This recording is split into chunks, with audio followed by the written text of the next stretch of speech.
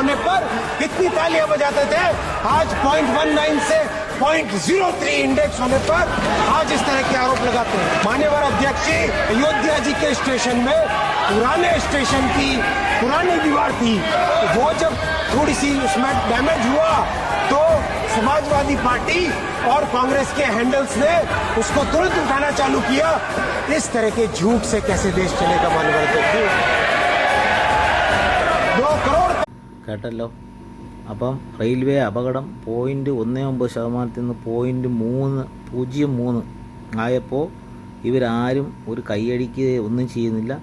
റെയിൽവേയുടെ ഒരു ചെറിയ ഒരു പാകപ്പിഴയോ എന്തെങ്കിലും ചെറിയൊരു അപകടം വന്നാൽ പോലും ഈ പ്രതിപക്ഷ കക്ഷികൾ ഈ രാജ്യത്ത് റെയിൽവേയിൽ വിശ്വസിച്ച് യാത്ര ചെയ്യുന്ന കോടിക്കണക്കിന് ഭാരതീയരെ പേടിപ്പെടുത്തുന്ന രീതിയിൽ പ്രചരണം നടത്തുകയാണ്. ഇവർ രാഷ്ട്രവിരുദ്ധ